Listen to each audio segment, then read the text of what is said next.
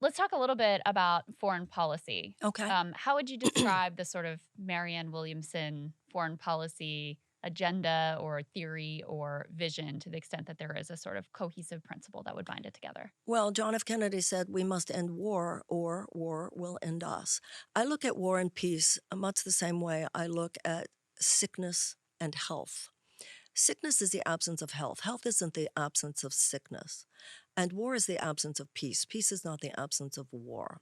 So I think we need to wage peace as seriously as we wage war. And as I was mentioning before, there are specific factors involved in waging peace. There are specific things that you can do to increase the incidence of peace. Right now, we have an $858 billion military budget. We have a $60 billion State Department budget, and we have something like $1.9 billion that we give to the USAID. Now, of those three, the USAID arguably does more to create peace in the world because it actually addresses the needs of people. So I would want a foreign policy, first of all, where diplomacy, State Department efforts of diplomacy take far more primacy. They have been sort of cast to the side of the room. It's the opposite of what used to be true. It used to be true that the State Department was at the table and the military guys were sitting in the back of the room. Today, the military people are at the table and the State Department. It used to be that if you were having a foreign policy discussion and somebody said, "Oh, we can't do that, that we couldn't get that past state," that would be taken very seriously. Today, it's like a joke. People would roll their eyes. Ooh, state's not going to like it. Mm. So we have to go in and clean all that up. Now, having said that, I look at the U.S. military like I look at a surgeon. If you have to have surgery, you better believe you want to have the best surgeon. But you're also, any reasonable person would seek to avoid surgery if at all possible. So we have a history of imperialistic misadventures in this country. We know the criminality of the Iraq War, the thousands of people, possibly millions of people, if you count people elsewhere, who have died from Vietnam to Iraq, and certainly the last 20 years or so in Afghanistan. Um, I think America has a lot to atone for. Our imperialism, quite simply. I think that we are needing to turn a corner, and I think there are some people within the defense establishment, or at least the foreign policy establishment, who are trying to do that. Undeniably, however, there is in this town what's called the blob, the Mhm. defense establishment, which exerts tremendous, tremendous power. Even though the neoconservative views, the Iraq War, et cetera, had been proven to have been utter failures and utter wrongs, that power is still exerted, and they'd have a problem when it comes to me. So Bernie made some news recently when, in an interview, he said we should condition aid to Israel now, contingent upon some sort of a peace deal and Palestinians getting human rights. Do you agree with that position that we should condition our aid to Israel? In other words, if they start bombing Gaza or something like that, you have civilian casualties. We go, you know what? Sorry, but those billions we give you, you're not getting them now. Absolutely, no money should go to Israel that's not specifically for defensive purposes. Absolutely. What is your view of what's going on in Israel right now? There was just recent news that even Trump's ambassador to Israel, who is famously sort of very pro Israel and very hawkish, was condemning Netanyahu's attacks on the independent judiciary there. It's Um, Go ahead. it's terrible what's happening in Israel. This is the most far-right government that the country has ever seen. The attacks, as you mentioned, on the judiciary there were 100,000 people in the streets in Tel Aviv protesting this. I'm very concerned. When you have someone like Anthony Blinken going over there, and even him saying in public, watch it, baby." I think that that means something, and I think that that is the appropriate. I'd love to hear President Biden say, "Watch it, BB," and you would certainly hear that from me. So, when it comes to Ukraine and Russia, this has been a very heated topic for understandable reasons. People point out you have an illegal and offensive invasion against a country that didn't attack Russia. Russia was the aggressor. But then you also have people pointing out, hey, there was NATO sort of built up to Russia's border, and that it served as some semblance of a provocation because they viewed it as aggressive from the West. But putting all that aside, I think the more important question here and the more important point is, um, as president, would you actually try to get to the negotiation table and try to work diplomacy, because that's actually a controversial position here in this city where we're sitting in DC. Nobody's allowed to say the word negotiation or diplomacy, because then they say, oh, you're appeasing, you're Neville Chamberlain, you can't make a deal with the madman or whatever. Do you think that that's the way to go, negotiation and diplomacy, or should we continue effectively funding the proxy war? Well, it's a complicated situation, but of course the goal should be negotiation. Of course, the goal should always be negotiation and diplomacy. And General Milley and the Rand Corporation have said that that is the only possibility here. So I think the question is, when can that happen? I think that those are, I've heard so many people on both sides of that topic come to the conclusion that of course you want a negotiated settlement. The only issue is, when is that possible? Some say the United States could come in there right now and say, I want a negotiated settlement. And of course we want a negotiated settlement. The United States should do anything possible to make that happen. I have my questions about whether or not Vladimir Putin would be as open as we might like to such conversation if we were to say it today and couple that with complete withdrawal of our military support. But that absolutely should be the goal, and the analysis should always be, at what point and how can we best exercise our power to influence this situation in such a way that negotiation and diplomacy, in order to save lives, in order to decrease the risk of nuclear encounter, might occur. Absolutely. What do you make of the reports that early on in the war there was publicly reported there were peace negotiations going on? No one can know exactly whether they would have come to any sort of a deal ultimately, but recently the former Israeli prime minister talked about his involvement in those talks, that there seemed to be concessions being made on both sides, and effectively the West, led by the U.S., said, we don't want this deal right now. And the underlying implication was, Russia's not doing well. We think we can strike a blow against Russia. We actually want this war to continue. What do you make of those reports? I think those reports are true. They're indisputably true. And we know that Boris Johnson went over and talked to Zelensky. I believe those things. And I also heard that interview with the former Israeli prime minister. It's indisputably true. So the voice of those who would say, let's perpetrate this war, let's keep it going in order to weaken Russia, they would not be in the room with me. They would have no no influence on my thinking whatsoever. Those who are concerned about the imperialistic invasion on the part of Putin, despite the imperialism in our own past, who are concerned about the invasion of a sovereign nation and wanting to analyze what this would mean for that entire area, they would have a voice with me. But those who just want to use this as a proxy war to weaken Russia, to me, those are the voices of horror. They have had far too much influence in this. They're no different than those who said, let's invade Iraq, in my mind. And they would have no voice with me. And they probably have their opinions about China, and they'd have no voice with me on their opinions there either. So the last time you ran for office, there was a period where you weren't in favor of Medicare for all. And then when you dropped out, you endorsed Bernie, and you have pretty clearly had a change of heart where now you wholeheartedly support the idea of Medicare for all. What was it specifically that made you change your mind and realize that this is the way to go? That I saw that it wasn't as easy as I had thought it was. I thought with Medicare, with Medicaid, I underestimated the administrative difficulties that people go through. I underestimated how much of the insurance people could get was still underinsured. I underestimated how much the system wears people down and leaves people out. I got that wrong. I had it wrong. I mean, it wasn't like I didn't listen to people. I remember speaking to a Medicare for All expert, but I simply had it wrong until I didn't. It was a little bit of one of those Amazing Grace moments. I was blind, and then I saw, and I went, whoa. So this is probably the most important question to me, because as much as I, love Bernie Sanders with his 2 runs, towards the end of his campaign, I had some very, very strong disagreements with how he was approaching the situation. He dropped out, endorsed Joe Biden. They did this very sad-looking hostage-like phone call where, do you support a $15 minimum wage, Joe? Yeah, Bernie, I support. It was I was watching it. I was like, oh, okay. It felt gross. Oh, it was painful. So here's, let me set up a hypothetical for you, and I'm very curious what your answer is to this. Let's say we're at the end of the summer.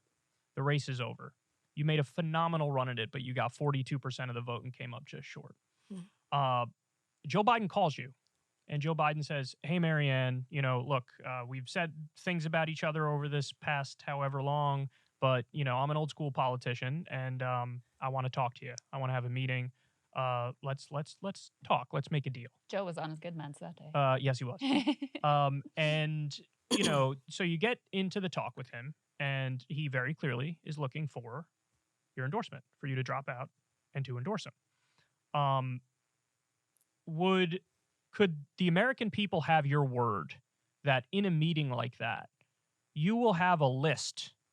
Here are 5 things, 10 things, all things that you have the authority to do as president of the United States. You don't need Congress. This is all things you could theoretically do through executive order, just like the lowering the prescription drugs, like we talked about before. Will you give people your word that you won't just roll over and say, yeah, yes, I'll endorse you and I'm not going to ask anything in return? Will it be contingent upon, yeah, I'll endorse you, but here's what I'm getting in return for it. And then, by the way, if you don't deliver on that, this is not over. Then I'm going to, publicly crusade against you and remind everybody that you broke your word. I remind you that I'm not a legislator. I don't have a political career there that I have to worry about going back to.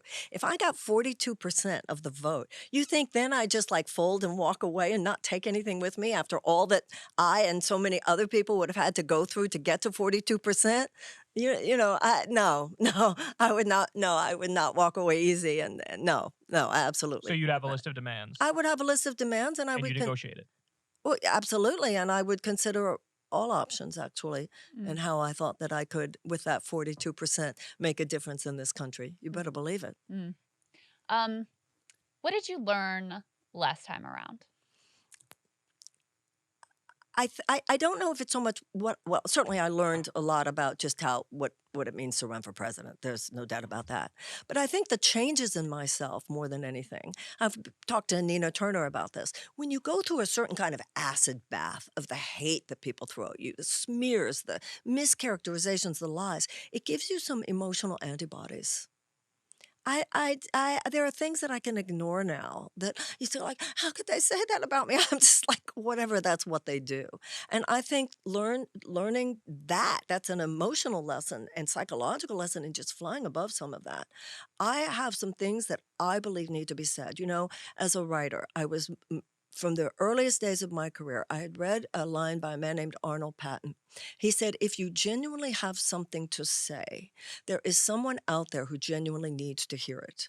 I'm having a conversation. I'm having a conversation with people who I know agree with me. And I know that there's an ameliorative effect in having this conversation and harnessing for political purposes. I'm doing this. But the people who don't like it, there's a term, contempt prior to investigation. I know how many people are criticizing my books who never read them, or Hmm. criticizing my career who know nothing about it, or criticizing me who don't know me. It's one thing to criticize me for things that I might deserve criticism for, but things that what I've learned is ignore. Ignore. I've always thought if somebody criticizes you, the first thing you need to do is ask, is there any truth to it? Even if there's 10%, is there anything to learn from that? But beyond that, in the field of politics, what I've learned is a friend of mine wrote me, she's, it doesn't matter who she is, but she wrote this to me in a text the other day. Keep your eyes on the light of the fire. I want to keep my eyes on what's important. What are the issues we're talking about? What would we do with the presidency? What is the agenda we can offer to the American people? What do people need? What can we discern? How could we provide the help? How could we help transform this government back into the government of the people, by the people, and for the people? What I've learned is to make those issues and those questions, give them the entire landscape of my thinking, and to let the rest go into the mud of low-level energies that they are. The media will do it, whomever will do it, Twitter will do it. What I've learned is to ignore all that. We have important work to do. And lastly, for me, why will this time be different than last time? Well, first of all, Bernie was running, and I think that a lot of people who do agree with me were not seeing me. understandably, uh, in the sense that they were so supportive of Bernie, but also for reasons that I think many of them now realize was a lot of fairy dust thrown in their eyes about me, who I am, and what I stand for. But also, Krystal, I think the country is different. I think many of the things that I talk about aren't so easily mocked. How are you going to say to people who themselves are dealing with depression, are dealing with anxiety, are dealing with so many internal problems? Let's mock the woman who speaks about those things. Mm.